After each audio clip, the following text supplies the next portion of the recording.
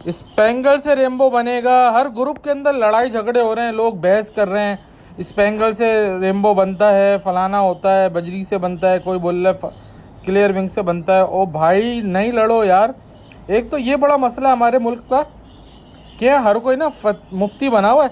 हालांकि मुफ्ती बनने का एक क्राइटेरिया होता है और उस क्राइटेरिया के मुताबिक उसको 6-7 साल स्टडी करना पड़ती है हदीसों की, कुरान की। फिर वो और उसकी पर्सनैलिटी के भी कुछ खूबियाँ होनी चाहिए। वो नेक हो, ईमानदार हो, उसके अंदर हम्बल हो, इंसानियत हो उसके अंदर।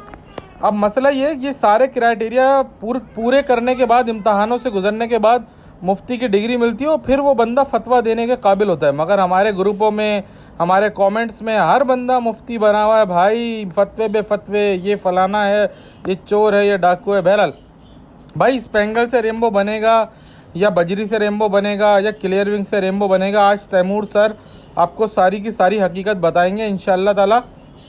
अब ये जो बहस है ना भाई, ये सीधी सी इसी तरह से है कि एक आदमी बोल रहा है कि भाई घर बनाना है, तो एक आदमी बोल रहा है नहीं सीमेंट से घर बनता है, दूसरा बोल रहा है नहीं सीमेंट से नहीं बनता, लकड़ी से बनता है घर, तीसरा आदमी बोल रहा है नहीं नहीं लकड़ी से नहीं बनता है, लोहे से बनता है घर, और चौथा आदमी बोल रहा है नहीं नहीं भाई प्लास्टिक से बनता है घर। ओ भाई सारे लोग सही बोल रहे हैं।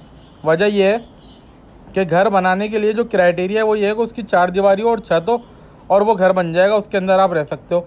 वो तो गार के अंदर भी रहते थे लोग। तो घर बनाने के लिए क्राइटेरिया ये नहीं है कि वो किस चीज़ से बनेगा, ये है कि वो बन जाए और उस घर के अंदर ये चीज़ें हों। इसी तरह रेम्बो को बनाने का जो क्राइटेरिया है, या रेम्बो बर्ड कहलाता क्या है? रेम्बो कोई म्यूटेशन नहीं है। मतलब कहने का मकसद कि बर्डजीगर्स की सोसाइटीज़ के अंदर रेम्बो को अभी तक कोई म्यूटेशन डिक्लेयर नहीं किया है। रेम्बो जो है ना वो कॉम्बिनेशन है। किस चीज़ का कॉम्बिनेशन है? आज की वीडियो में बताऊंगा कि रेम्बो कॉम्बिनेशन है क्लियर विंग के अंदर, यानी रेम्बो खुद जो है ना वो क्लियर विंग बर्ड होता है। रेम्बो क्लियर विंग बर्ड होता है जिसके अंदर गोल्डन फेस का कॉम्बिनेशन होता है। यानी क्या, रेम्बो जो मुश्तरका तौर पे बना है ना, वो बना है सबसे पहले नंबर 1 आ गया गोल्डन फेस, नंबर 2 आ गया उसका क्लियर विंग, और नंबर 3 आ गया उसका ब्लू बॉडी सीरीज़, यानी ब्लू कलर की सीरीज़ का बर्ड हो। यानी कि या तो वो मूव कलर हो, जिसको लोग यूजुअली ग्रे समझते हैं, लेकिन मूव कलर ग्रे जैसा दिखता है लेकिन वो थोड़ा सा डिफरेंट चीज़ है। यानी कि 2 वॉयलेट मिल जाए तो मूव बनता है, तो आप समझ जाओ कि मूव ये क्या कलर हो गया ना। तो या तो वो ब्लू सीरीज़ का बर्ड हो, यानी कि मूव हो, स्काई ब्लू हो, कासनी हो, वॉयलेट हो, कोबाल्ट हो, ठीक है। तो इन कलरों के अंदर ये सारे कलर कहलाते हैं ब्लू सीरीज़ का बर्ड। तो अगर आपका बर्ड गोल्डन फेस है, अगर आपका बर्ड क्लियर विंग है, अगर आपका बर्ड ब्लू सीरीज़ बर्ड है, ठीक है, तो ये तीनों कॉम्बिनेशन को, कॉम्बो बर्ड को हम कहते हैं रेम्बो। अगर कोई बर्ड ये 3 खसूसियत रखते हैं तो वो रेम्बो कहलाएगा। अब वो भले लो क्वालिटी का रेम्बो या हाई क्वालिटी का, ये कहलाएगा रेम्बो, क्योंकि उसके अंदर गोल्डन फेस या येलो फेस आ गया, उसके अंदर क्लियर विंग आ गया, उसकी बॉडी कलर के अंदर ब्लू सीरीज़ का बर्ड वो हो गया। ये बातें क्लियर हैं। अब आपको जब पता है कि हम रेम्बो एक ऐसे बर्ड को कहते हैं जिसमें ये 3 खसूसियात होती हैं, golden face, clear wing, blue body series, तो अब आपको जब ये बात पता चल गई तो अब आपको रेम्बो बनाने के लिए जो बर्ड लगाना है वो बर्ड कोई भी हो सकता है भाई। अब जैसे मैंने इस वक्त 3 वीडियोस लगाई हैं अलग अलग, तीनों के अंदर कुछ ना कुछ यूनिक है। अब आपको पहली वीडियो और दूसरी वीडियो और तीसरी वीडियो का डिफरेंस बताता जाऊंगा और आप लोग रेम्बो बनाने का तरीक़ाकार सीखते जाओगे। पहले नंबर की वीडियो मशहूर ज़माना रेम्बो जो आजकल छाया हुआ है पूरे पाकिस्तान, पूरी दुनिया के अंदर, उसके अंदर जो नर है वो तो प्योर रेम्बो का है, ठीक है, लेकिन जो मादी है वो है स्पेंगल की, ठीक है। अब ये बंदा रेम्बो के साथ स्पेंगल की मादी क्यों लगा रहा है? 2 बातें इसके अंदर समझ लो आज भाई। ये रेम्बो के साथ स्पेंगल की मादी इसलिए लगा रहा है क्योंकि जो स्पेंगल की मादी है वो डार्क कलर में थी, ब्लू कलर में। हो सकता है इसको मादी ना मिली हो तो इसने डार्क ब्लू कलर की स्पेंगल की मादी को यूज़ कर रहा है, क्योंकि ये बच्चों में क्या चाह रहा होगा कि बच्चे जो आए वो डार्क ब्लू आए ना। तो अब ये कर क्या रहा है, मैं इसको समझा देता हूँ। पेयर नंबर 1 में ये कर रहा है कि रेम्बो का नर लगा के स्पेंगल की मादी लगा रहा है। अच्छा, स्पेंगल की मादी के अंदर से 3 फीचर को ये अखज़ करना चाहता था, लेकिन 2 फीचर निकाल पाएगा। जैसे कि स्पेंगल की मादी का गोल्डन फेस चुरा लेगा, ठीक है, जो बच्चा आएगा, और जो डार्कनेस है मादी की वो चुरा लेगा, लेकिन जो बच्चा आएगा वो स्पेंगल होगा। क्यों? क्योंकि रेनबो स्पेंगल के साथ जब लगता है तो स्पेंगल डोमिनेंट है और बच्चे सारे के सारे स्पेंगल आएंगे। अब जो बच्चे आएंगे ना, वो बच्चे दोबारा रेनबो से लगने के बाद डार्क क्वालिटी के गोल्डन फेस के बच्चे देंगे। यानी कि इस वक्त पेयर नंबर 1 के अंदर जो ये कार्रवाई कर रहा है ना, वो ये कर रहा है भाई कि ये स्पेंगल की अच्छी मादी लेके उसके फीचर्स को चुरा रहा है, यानी कि उसके डार्क गोल्डन फेस को चुरा रहा है, उसका डार्क बॉडी कलर को चुरा रहा है, ताकि बच्चों में वो आ जाए।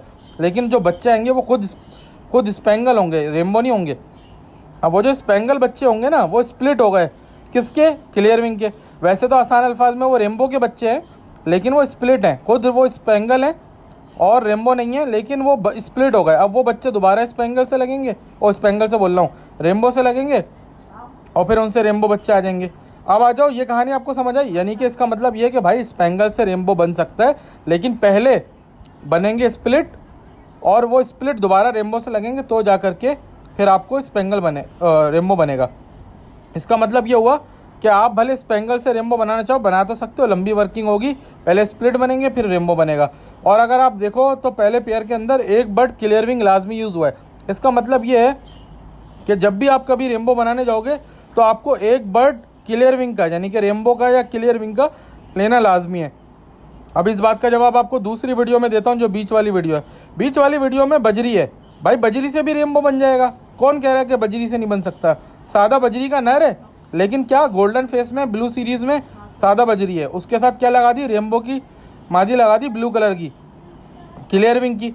अब देखो इस वाले पेयर में भी एक बर्ड क्लियर विंग है, यानी कि वो जो स्काई ब्लू वाली मादी है, और जो डार्क वॉयलेट कोबोल्ट का नर है वो सादा बजरी है। अब इन दोनों में भी यही होगा, एक क्लियर विंग है, एक सादा बजरी है, लेकिन हो क्या रहा है? गोल्डन फेस को नर से ले रहे हैं, बॉडी कलर डार्क है तो नर से ले रहे हैं। अब इन दोनों के जो बच्चे आएंगे वो सादा बजरी आएंगे, वो सारे स्प्लिट हो जाएंगे रेनबो के, यानी कि वो स्प्लिट हो जाएंगे क्लियर विंग के, और वो बच्चे आगे चल करके जब दोबारा रेनबो से लगाएंगे, क्योंकि स्प्लिट क्लियर विंग के बच्चे थे, तो वो दोबारा से लगने के बाद रेनबो के साथ रेनबो प्रोड्यूस कर देंगे, डार्क गोल्डन फेस के और डार्क बॉडी कलर के। अब पेयर नंबर 3 के ऊपर आ जाओ। पेयर नंबर 3 में भी उसने यही किया, उसके पास पाइट का नर है, लेकिन क्या गोल्डन फेस के अंदर था, ब्लू सीरीज के अंदर था। उसने क्या करा? अपनी रेनबो की मादी से लगा दिया, रेनबो की मादी क्लियर विंग थी, उसने उस मादी से लगा दिया। अब जो बच्चे आएंगे वो स्प्लिट होंगे रेनबो के, यानी कि क्लियर विंग के स्प्लिट होंगे, और वो बच्चे दोबारा जब रेनबो से लगेंगे तो मेरे भाई दोबारा से रेनबो बच्चा आ जाएगा। अगर इन तीनों बर्ड के अंदर आप फीचर की बात करो ना, तो जो भी रेनबो के साथ या क्लियर विंग के साथ बर्ड यूज़ कर रहे हैं वो उसको इस बुनियाद पे कर रहे हैं कि उनके फीचर अच्छे हैं। फीचर क्या? गोल्डन फेस बहुत अच्छा है, किसी का बॉडी कलर डार्क बहुत अच्छा है, तो ये फीचर्स को देखते हुए वो बर्ड को यूज़ कर रहे हैं और उससे स्प्लिट बना रहे हैं, और स्प्लिट बनाने के बाद उन स्प्लिट्स को दोबारा लगा रहे हैं। वमा अलैना इल्लल बलागुल मुबीन।